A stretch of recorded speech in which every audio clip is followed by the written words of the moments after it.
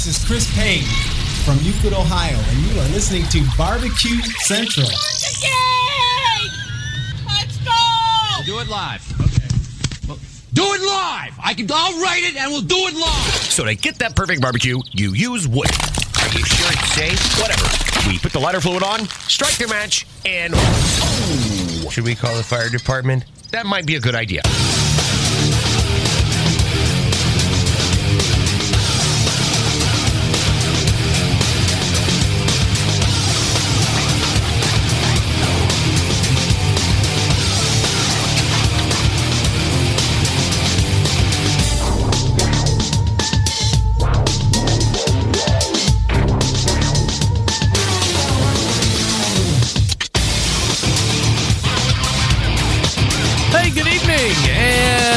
Welcome to the really big BBQ Central show.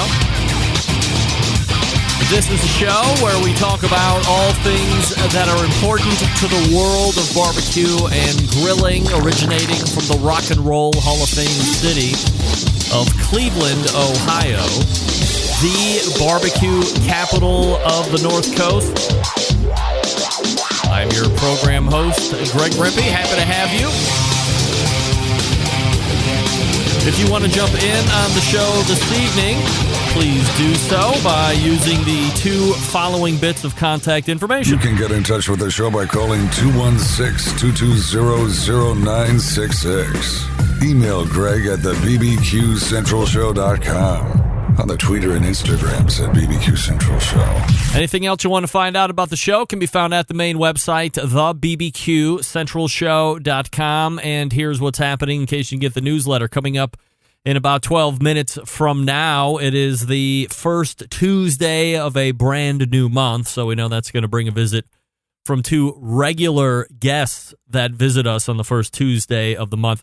However, if you follow me on social media, if you are getting some of the newsletters that get sent out around noon or 1 o'clock Eastern, depending on when I actually get it scheduled, you will realize that the month of October is going to be bringing a whole new setup in regards to how we're going to be interviewing the regulars.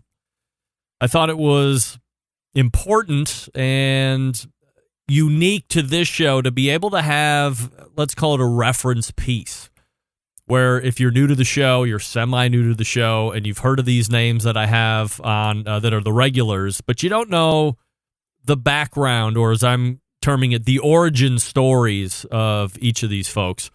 I decided that we would bust out the month of October and take all the regular guests, and we would break it all the way back, literally to the beginning. What was it like when you were a kid type stuff, and then building it all the way back into where these guys and gals are present day here in 2020. So we'll be doing that first with the creator of How to Barbecue Right and the pitmaster of Killer Hogs, Malcom Reed, will be joining me here in about 10 minutes' time. And he will take up the first hour, believe it or not. We got a lot to push through when it comes to Malcom, and then we will move to the second hour, and we will find the other first Tuesday of the month regular guest. He is Sam the Cooking Guy, Sam Zion, and we will also get Sam's origin story. And while I have two of the biggest food YouTube stars on YouTube right here the first Tuesday of the month, it's going to be really interesting to see how it all built to here. And it's the other impetus, I guess, for these origin stories is if you're just searching around barbecue or cooking in general, and you get on, I mean, everybody goes to YouTube for anything anymore or for everything anymore. And inevitably, if you're going to be searching some kind of barbecue dish, Malcom is going to be coming up. Or if you're searching cooking in general, Sam is going to be coming up. And there is a tendency these days to quickly discount all of the work that has happened in the years and literally decades past to say, hey, Malcolm's just lucky, hit it at the right time. Sam's just lucky, hit it at the right time. Stephen Reichlin, nobody was writing books, lucky, did it at the right. You can go right through the gamut to include myself and say it was luck I don't even know what luck means. I don't think, lucky is hitting the lottery. But that's about it. Everything else to me is hard work. And when you work hard, and by the way, you can work smarter and harder, but when you work hard, there are fruits to your labor. And there are people that refuse to want to work hard or don't like to work hard, and then love to be jealous of other people's success. So I want to make sure we're shining a spotlight on my show regulars here, get the backstory. I mean, it's fun to just learn how people have come up and evolved over time. But make sure that we're showing these folks as and recognizing the hard work that has gone into place. And it's not just luck or something that happened overnight. So Malcolm and Sam on the show this evening, your phone calls and email should you see fit. Don't forget you can follow me socially, Twitter, TikTok, Snappy Snap, at BBQ Central Show. Also Facebook and Twitch /BBQ Central Show. And you can find me on YouTube as well, /RD Rempe. Evidently, from some of the chats, it looks like the YouTube stream is down, although on my vMix, it says it's spitting it out to YouTube. So that might be an upload later, but we won't worry about that. Let me start here this evening because I meant to ask Rashid Phillips this last week and Sylvie the week before, but I was negligent, so I'll make sure that I correct that now. Many of you pointed out to me over the past few weeks that the entire cast of the American Barbecue Showdown wore the exact same outfit for each and every episode. What's up with that? So I emailed Sylvie this afternoon and asked her about this, and here's what she wrote back. Dear Greg, yes, we wore the same outfits for the continuity of each episode. It helped with editing. The producers also thought it would allow viewers to know us better and not have to get acquainted with us each episode. Each of us had multiple outfits in the wardrobe. After each day of shooting, we turned in the dirty clothes. A clean set was distributed for the next day. Sometimes it was necessary to change during an episode due to excessive dirtiness or sweating. A change was available as we needed. We did the interviews usually the next day or let me see, I just lost my place. We did the interviews usually the next day or two for continuity. A clean outfit was also worn during those interview days.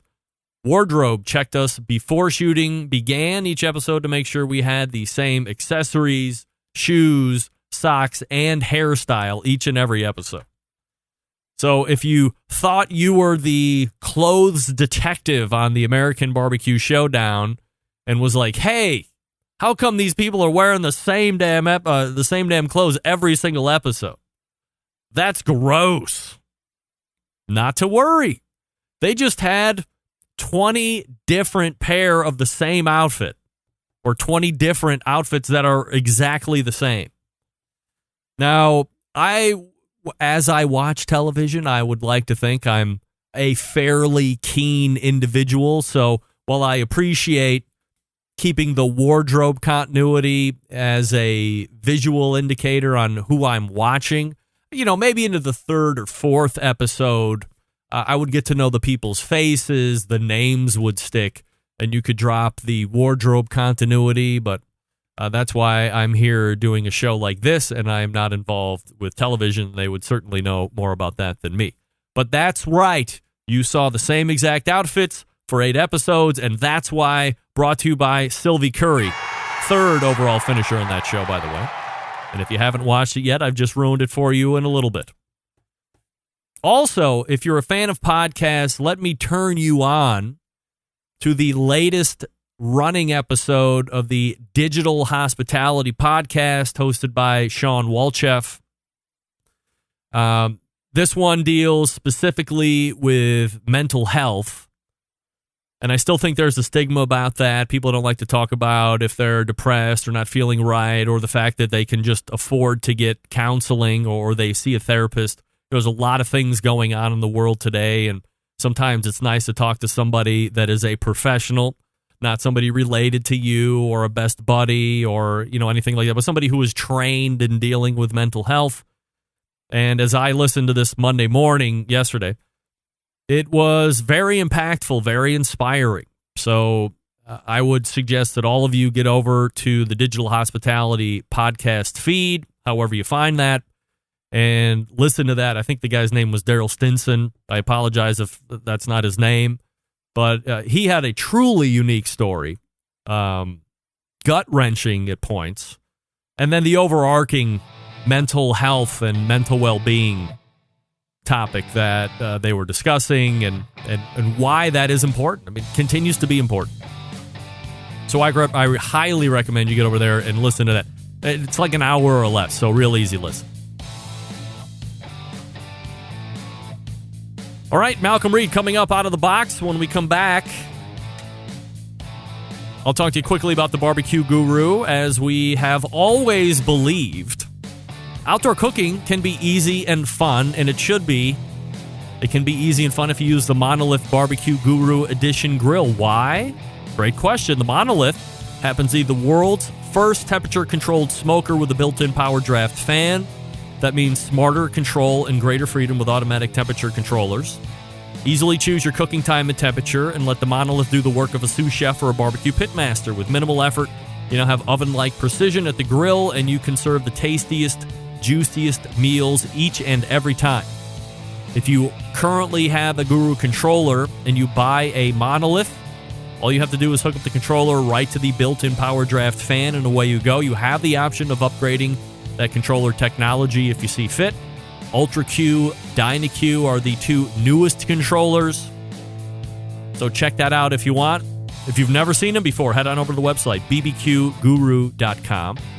They fit on kettles and bullets, offset stick burners, ceramic cookers, everything else in between.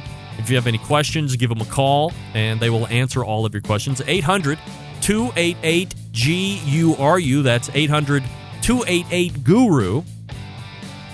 And again, the website, bbqguru.com. The BBQ Guru continues to be a breakthrough in barbecue technology. We begin the month of Origin Stories with Malcom Reed, who is in the green room and ready to go. Stick around. We'll be right back. You're listening to the #1 most downloaded barbecue and grilling podcast anywhere. The Barbecue Central Show.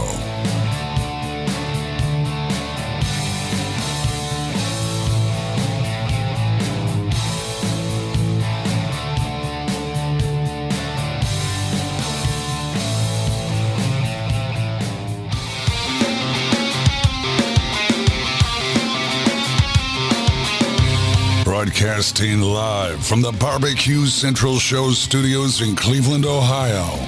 You're listening to the Barbecue Central Show. Once again, here's your host, Greg Rempe.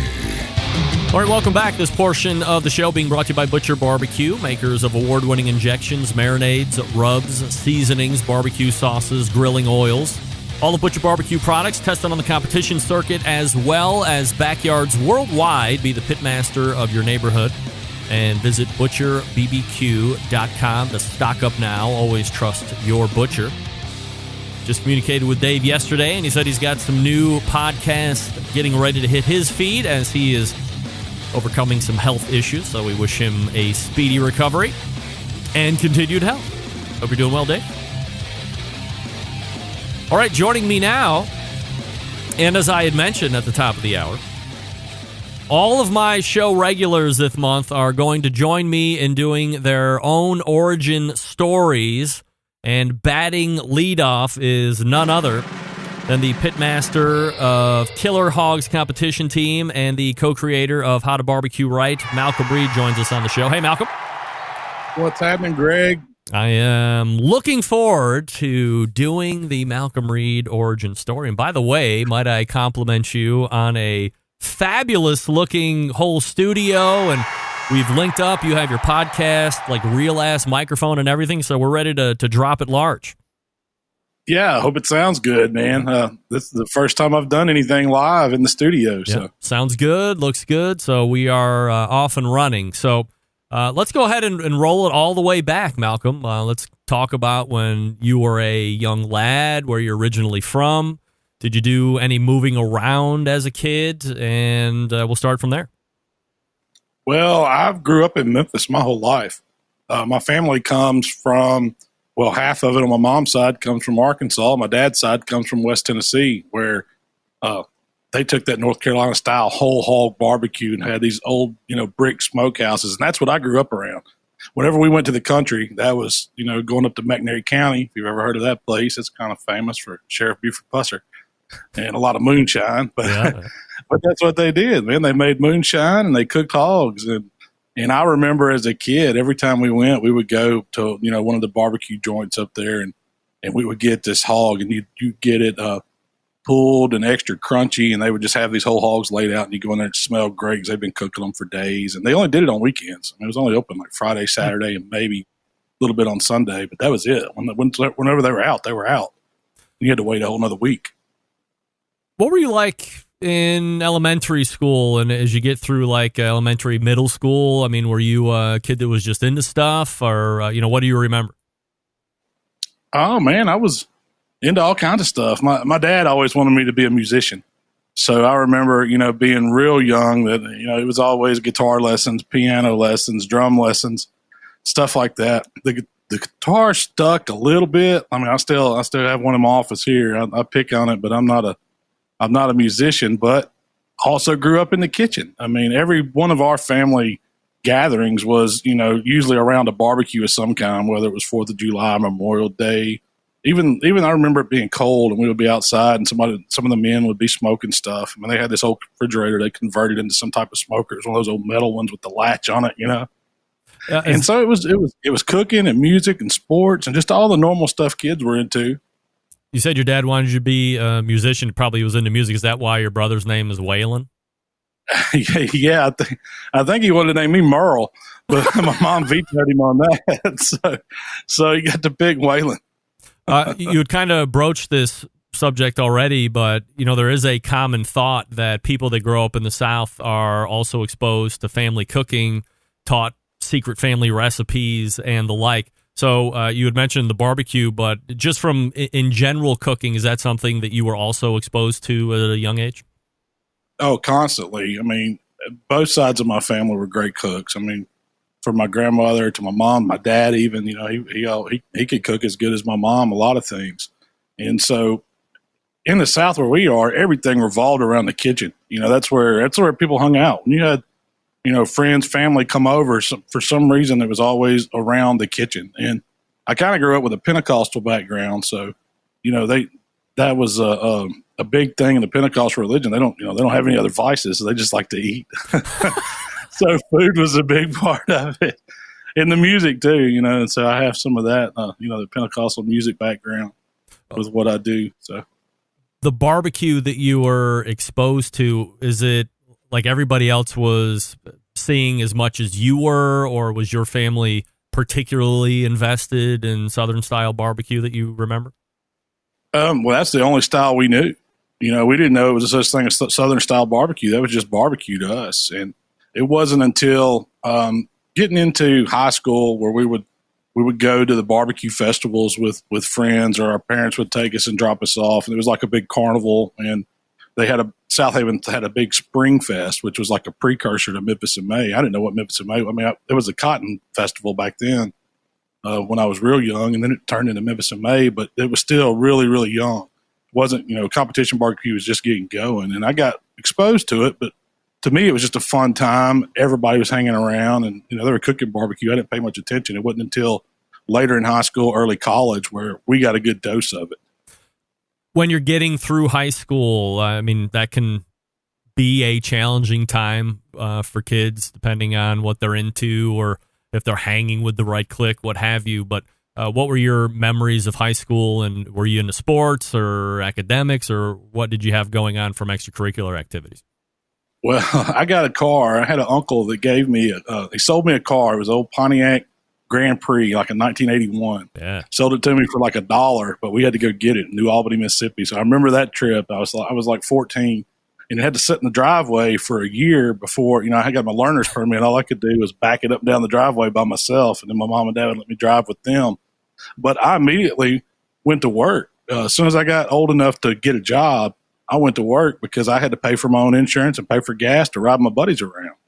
So when I was 15, I lied at Sonic Drive-In and told them I was 16 and got a job there flipping burgers. And I learned everything there was to cook at Sonic. Back then, we made all the onion rings by hand, made the coleslaw. We did, a lot of that stuff was old school diner style fast food. And I know it's changed now. They probably don't have a grill like we did back then, but I cut my teeth at Sonic, and then we had some times there, man. That's back when people circled, the drive-in was the place to be. The Sonic drive-in was where everybody went on Fridays and Saturdays, and I worked there, so I knew everybody. Was it just a job there, or did you start to get a passion or a deeper passion for food because you were elbows deep into it?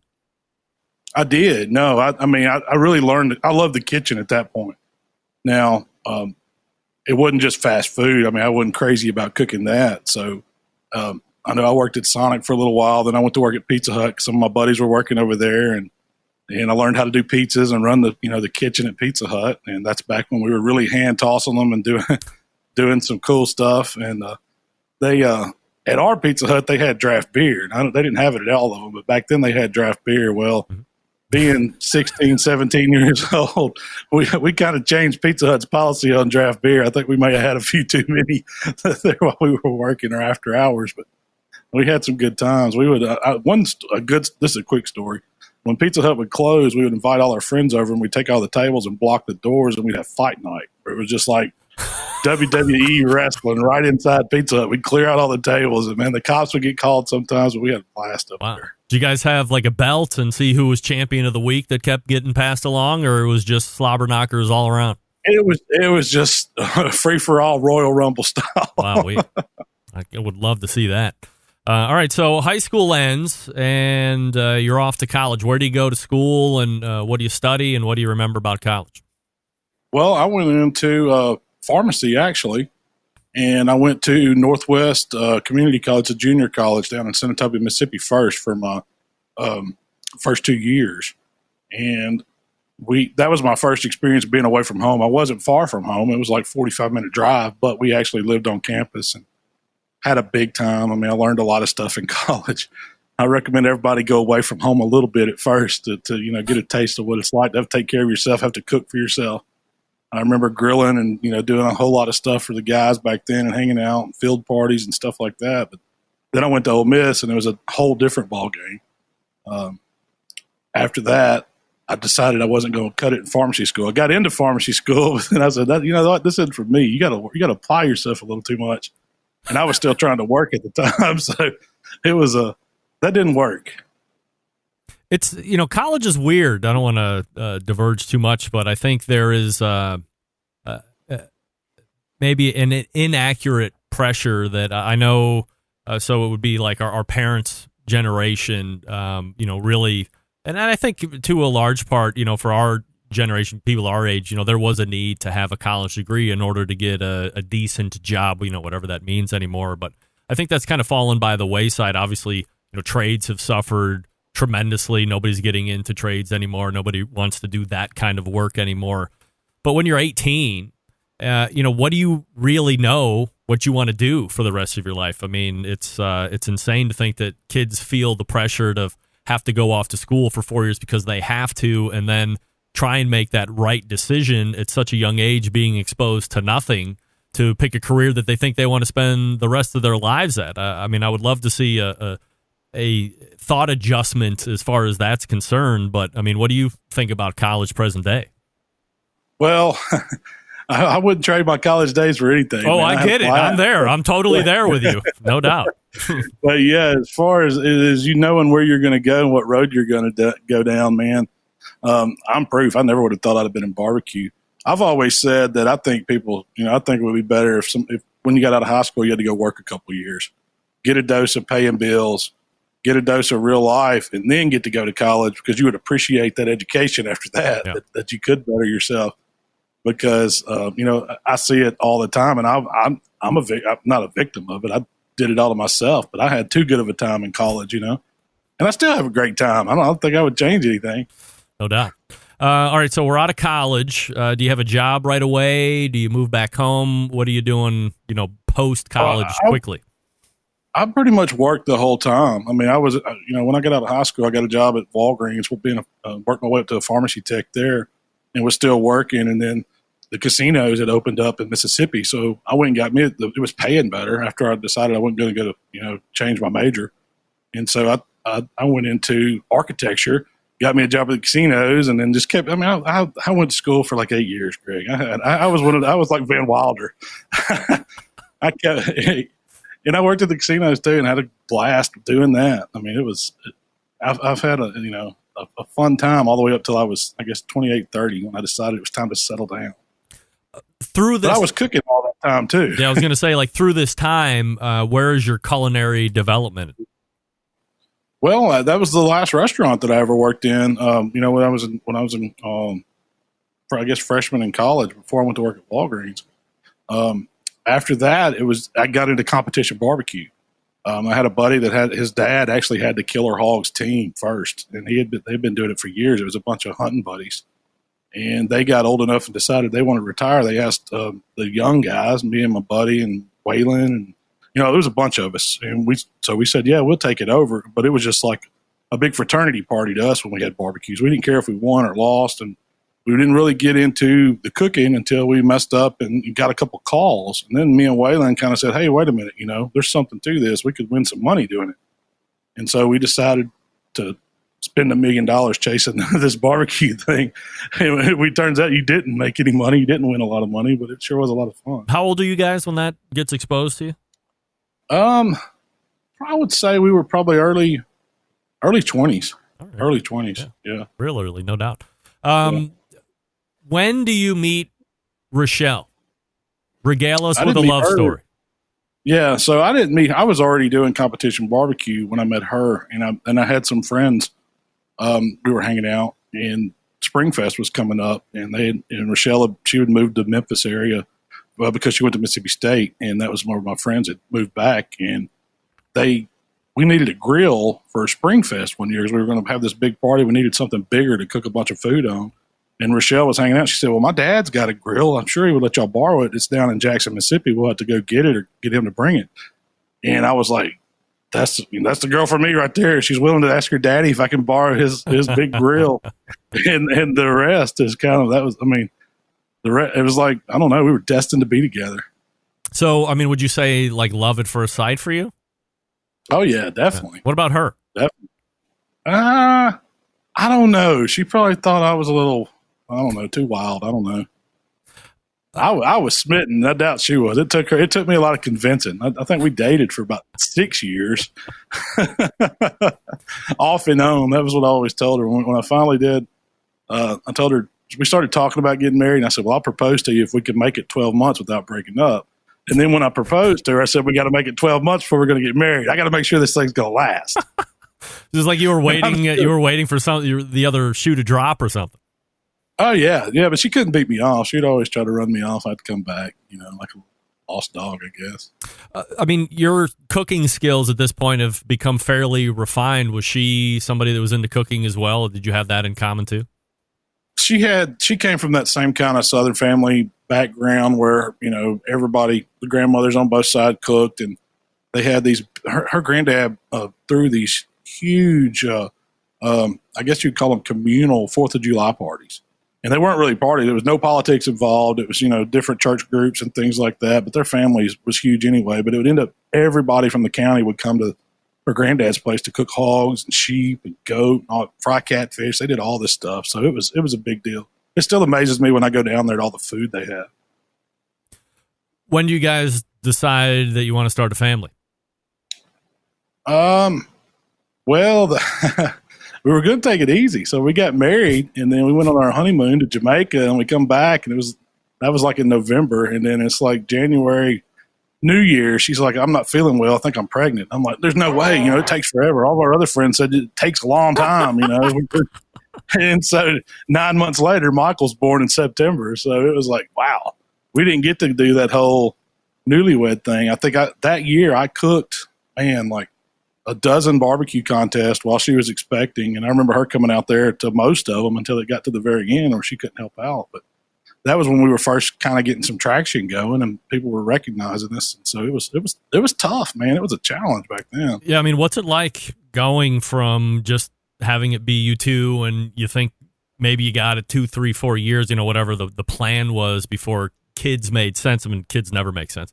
But, all of a sudden it's dropped on you quite a bit sooner than you had anticipated. How does that change your life? And, what was great about it and what was the biggest adjustment for you about it?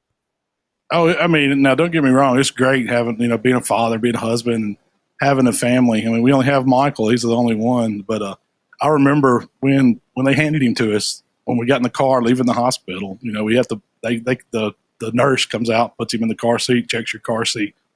I get in to drive. Rachelle's still loopy. She's been in the hospital 2 or 3 days. And I look at her and like, what do we do now? We didn't know. It was like their moms wasn't there. Nobody was there. Not all coming with us? They gave us this baby. Now we got to go take care of it. Here we, oh, man. So, life sets in. I think you figure it out. I'm glad that I didn't do that when I was younger, 18, 19. I can't imagine and there's so many people that go through that. They have kids young. We were both, I think I was right at 30 and she was 27, something like that. The math slips me, but we were grown. And so it was time. God knew what he was doing when he, when he brought us together, when we got married and then when we had our son, because it really, changed our lives for the better. What are the things that make you proudest of being Michael's father? Oh, man. Being able to pass down some of the stuff that my dad and, my granddads have passed down to me. That's something I could sit back and see some of those life lessons and appreciate what was done for me, what someone that was older or someone that cared about me told me. And that's the little stuff that I think means a lot. People don't realize how much it means to you until you can step back and look at it.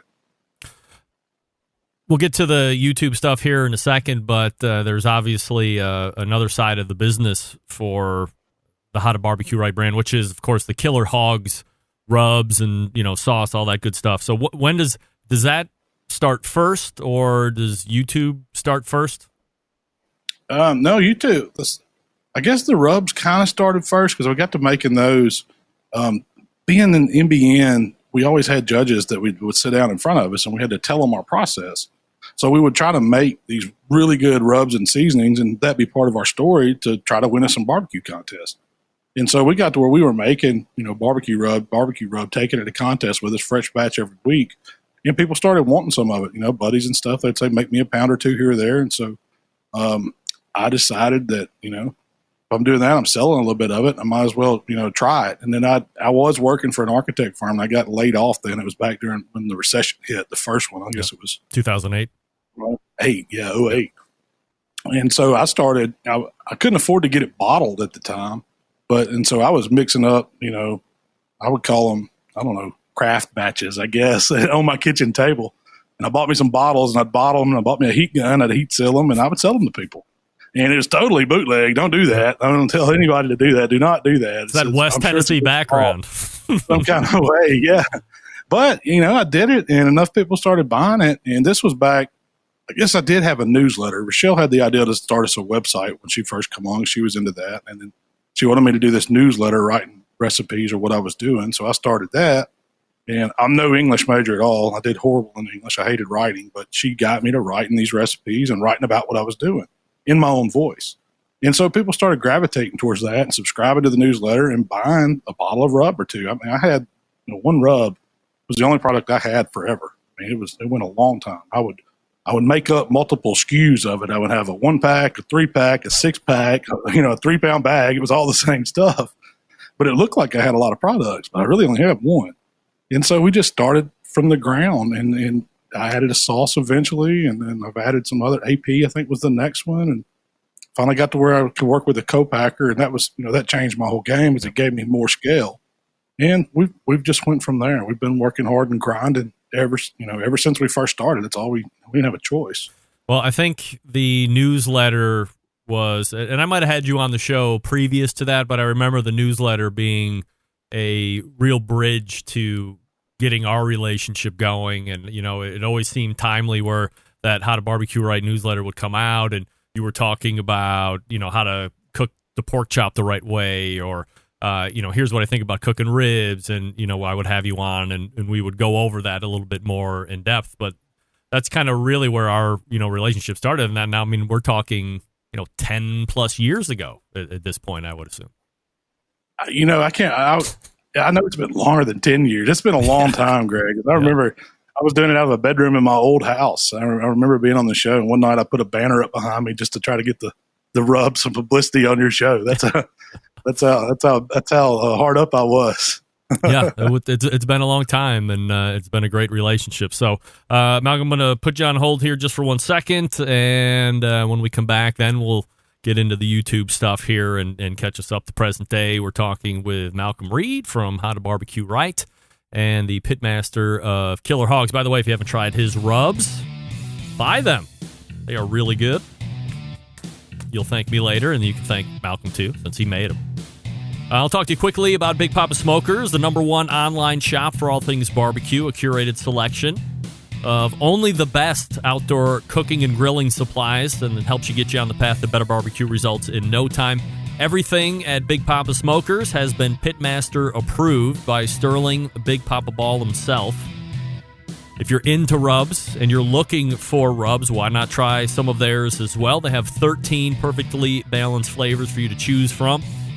Sweet Money, Cattle Prod, Cash Cow, Double Secret Steak Rub, Desert Gold, Little Louie's Seasoned Salt, one of my favorites. But try them all. Make you the king of the backyard. Also impresses judges on the competition scene. If you're looking for a new go-to sauce, you can try Granny's Barbecue Sauce. Big Poppa's owns that brand as well. Great all by itself. Also good as a base sauce if you'd like to use it and tweak from there. Certainly up to you. And aside from the premium selection of rubs and sauces, also offering the very best pellet charcoal and wood cookers available today. If you're looking for a versatile smoker that's easy to use, check out the brand new Mac 2-Star General Pellet Cooker. Big Poppa's the exclusive Mac dealer, even offering special packages. If you're not a fan of pellet cookers, no problem. Try that Old Hickory Ace BP, the only charcoal cooker that Big Poppa trusts on his competition trailer. If you're not sure of what kind of grill you need, really can't go wrong with anything on the website. Give them a call with questions, 877-828-0727. That's 877-828-0727, or shop their website, bigpoppasmokers.com. That's BIGPOPPA smokers.com. And we're back with more Malcom Reed right after this. Stick around. We'll be right back. You're listening to the #1 most downloaded barbecue and grilling podcast anywhere. The Barbecue Central Show.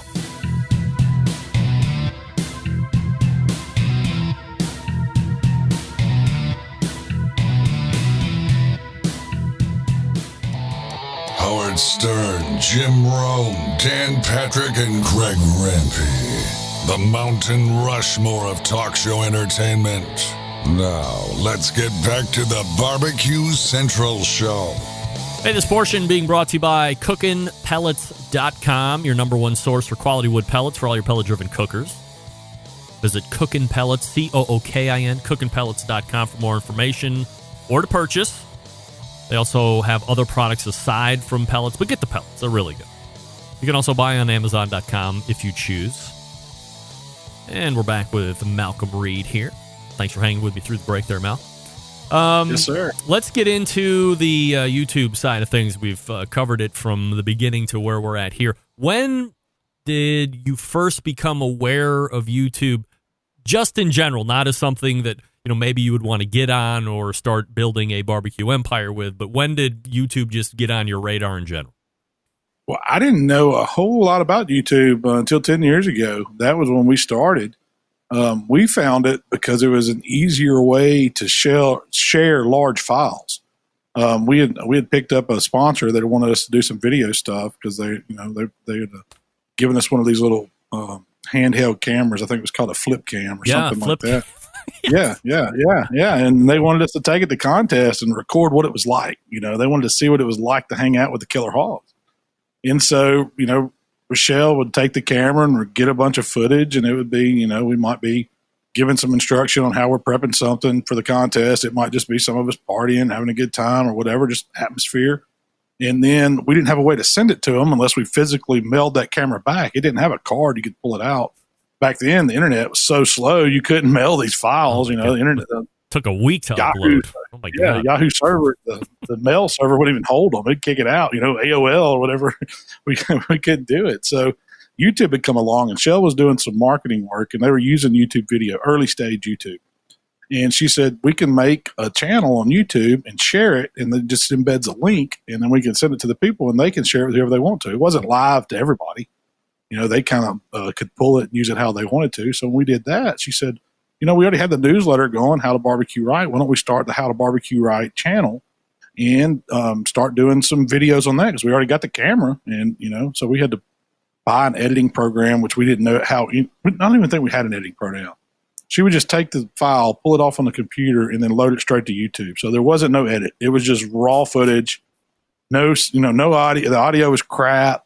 The quality was crap. It would make you sick if you watch some of it. But then we kind of learned as we went, and we got better, and we did get an editing program and got some better cameras, and and the rest is kind of history. Many people want to quickly discount the success of YouTubers and say it's just lucky and an overnight success, as I talked about in the beginning of the show. You started back, probably 10 years ago, as you had mentioned. So we can discount the overnight success as bullshit immediately. When do you think, year-wise, that you knew this was something that was worthwhile for you and Rachelle to continue to do, and that people were liking it, and perhaps more importantly, subscribing it and watching it? I don't know, because they're doing those first years. I caught a lot of flack. People would make fun of me for doing videos, and nobody was watching them, and they wanted to know why I was giving out secrets, and then because nobody was doing that. There wasn't anything like that back then, and so I stuck with it. But I wanted to quit a lot, and Rachelle would say, "No, just keep going. Don't worry about what they're saying. Just make another video." And we didn't make videos every week back then. We would make usually 1 or 2 a month, and then we would do newsletters every week. And so I wanted to do just the newsletter, and Rachelle's like, "No, we need the video. The video is going to be where it's at. The video is the video." And so I would stick it out. Some of them you could probably tell I wasn't into it, or it just wasn't the same. And then I guess along the way, it took us 4 or 5 years to ever get close to over 50,000. That's a long time in today's YouTube time. People, if people don't get to 100 in a couple months, they get upset. But it really it's a hurry up. It's a hurry up, and what can you do for me now type thing. But back then, it was like it was clawing for every subscriber. So when you were talking about wanting to quit, was it because people were busting your balls, or did you just not feel comfortable in front of the camera and like being the guy that's saying, "Hey, do it this way," or "This is the way I should do it. You should try it too"? Well, all of the above, and it took so much time that you didn't see a lot of return on that value immediately. So that's the whole thing with YouTube. You don't make a whole lot of money doing YouTube. Once you get up to a certain stage, you got the chance to make money. But at first, it's nothing. It's nickels. It really is. So I remember we finally got like $1,000 check, and I was like, well, this is okay. If you can get $1,000 a month to do it, I can afford to do it because it's worth my time. And then from then on, we've doubled and tripled down, and try to do the best we can and improve our quality and keep putting out good stuff. And so that's what's grown it so much, I think. Just the way we've learned and evolved with it. What upgrades do you make over those years where you finally buy into this is something that we're going to keep doing? What do you upgrade into that makes the most dramatic impacts in your process and products? Well, getting more comfortable in front of the camera is one. That was something that wasn't easy for me. But I would think the next thing people probably don't realize is the audio quality. When you can kind of get a decent audio quality, the video, they can put up with a little bit of a crappy video, but if people can't hear you or the sound's horrible, they'll click off immediately. So we figured out that you had to get the audio right. And we've had some videos where the audio messes up, and those videos don't do near as good as we think they should. But you wouldn't think it, but because it's a visual video site, that the audio would mean so much. But you coming from broadcasting, you know how much the sound is. The sound is what gets people. Yeah. Have you ever consulted with anyone behind the scenes to work on production equipment or hitting the right video length times to keep viewers' attention spans, or working any kind of the algorithm of the day that YouTube has in order to get likes and subscriptions and all that? No, we've never consulted with anyone. We've always had it to where we were going to kind of do things our way. I mean, I guess Rachelle, since she's been to a ton of those conferences and taught conferences on, digital marketing and all the stuff that goes into it, not specifically YouTube, but a lot of that SEO type stuff. And a lot of that applies to these videos that we're doing too. But we've never subscribed to you've got to do it a certain way, because people get stuck in that. They've got to hit all these marks that somebody else is telling them to do, and you're not being yourself when you do it. I think one big thing about our success with it is that it's genuine. I mean, this is the only way I know how to do it.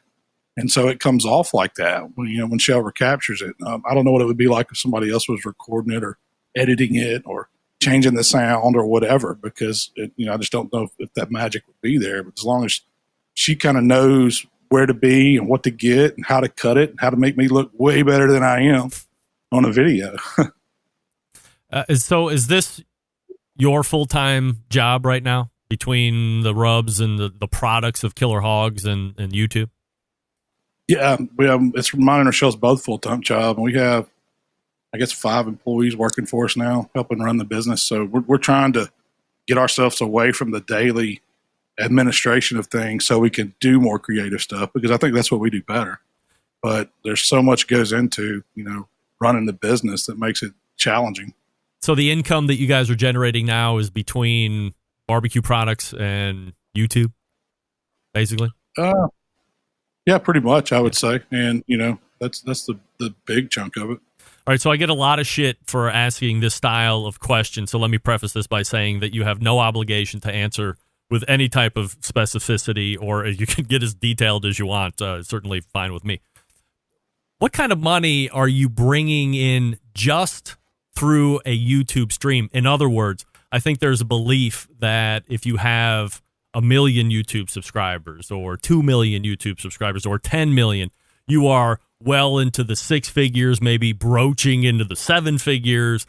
How to Barbecue Right is well into the 1 million subscriber mark, but are you more realistically 4 figures or 5 figures or 6 figures?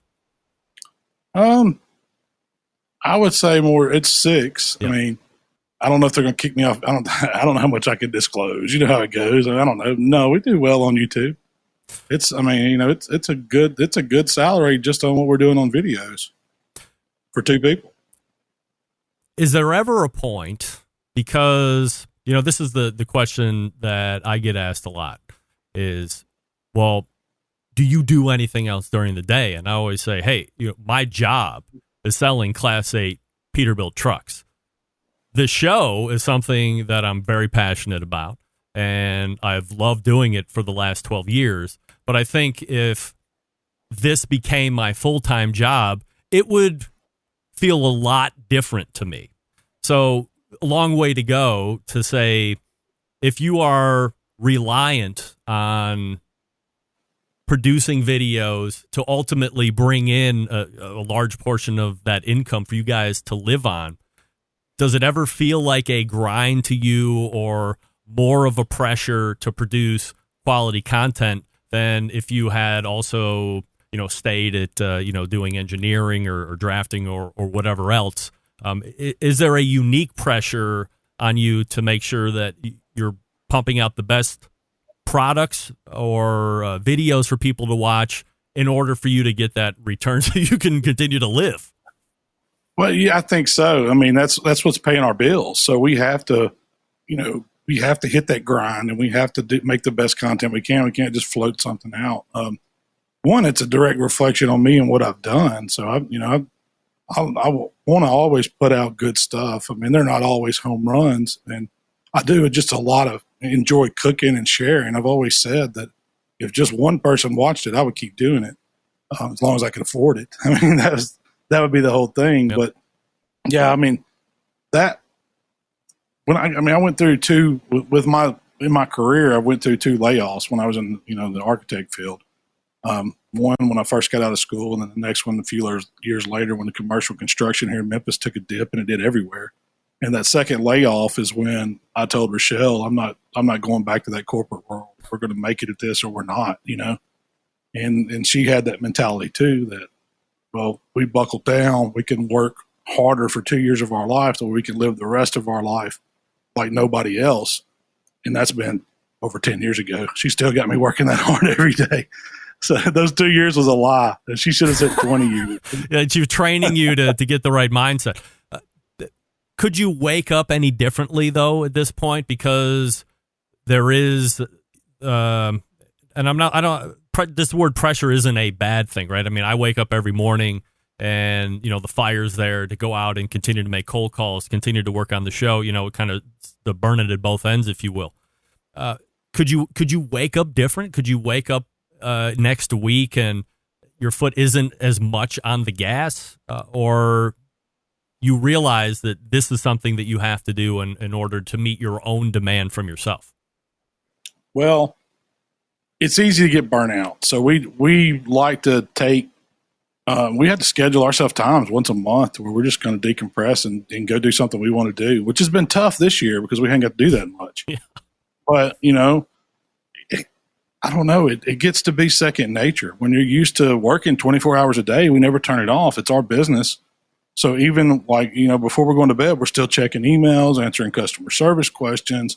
You wake up to the same thing, and then you have to have a schedule. And I mean, our schedule is tight. I mean, we between meetings and phone calls and trying to schedule when we're going to film something and set how we're going to prep for our podcast, all this stuff, man. It's more than probably an 80-hour week of what we do. Oh, I bet it's crazy. So yeah, I mean, it's easy to wake up, to sit back and say, man, we just don't want to do it no more. But she's good about being on her good side when I'm down, and I'm the opposite way. When she's down, I'm the one, let's go, we can do this. I got these ideas. And so we kind of, if it wasn't for her, I don't know, our relationship is just something that's special. Most people don't get along with their wives as well as I get along with mine. And I mean, we do everything together. So where do you see the channel and the barbecue products, 3, 4, 5 years from now? I mean, can you look that far into the future? I mean, that used to be like the standard bullshit interview question that you get at a job, which I hated. But I mean, where do you see some kind of a long-term future for this whole situation you have going? Well, I don't know about the products. I don't think barbecue's going anywhere. I think it's hotter now and, bigger now than it ever has been, and it's only going up. As far as what we're doing, we're branching out and wanting to create more content on different channels, and we've got all kinds of ideas of things we're trying to get going. Like our podcast, we're trying to build it up. We're going to be doing some kind of content some way. I don't like to be stuck on one platform. That's our thing. We both realize that YouTube's been here. We've been with it for 10 years. Who knows how long it's going to be there, but there's always going to be something else that's bigger and better. So we've got to be flexible, and we got to stay ahead, pay attention to what's going on, and just keep keeping on. Do you think that there's some kind of an option at some point where you could take everything that you've done for YouTube and just capture it on the How to Barbecue Right website? You post videos there. I mean, certainly there's a whole paywall thing you might have to set up, or a subscription thing, but getting it off of somebody else's stuff and putting it on your landscape of the internet. The deal with that, the traffic would be crazy. I've checked into it. It would cost me so much money for the traffic and the size of it to do it. It works with YouTube because they've got these big servers. But it's unbelievable how much content that we have that we could, because a lot of it we do put on there now. How to Barbecue Right's a pretty big website. We get several million, views a month on it alone, not just YouTube. So the traffic's crazy on it. And if we tried to host everything on there and just funnel everything to it, I mean, it costs a lot of money. It could be done. It just costs a lot of money, I think, from what I've been told. Yeah. Oh, there's no doubt about it. I mean, and plus the video content, I mean, it's not just audio, which is much smaller. The video is going to be way bigger file size. It's all done in high definition. So I can only imagine the cost and the bandwidth that some kind of a server host would charge you for that. So Malcom Reed is the pitmaster of Killer Hogs and the co-creator of How to Barbecue Right. And from start to where we are right here in 2020, he has gutted through it and answered all the questions. Malcom, hopefully this was more enjoyable than not for you, but I think, as a leadoff to the origin stories of this month, I couldn't ask for anything better.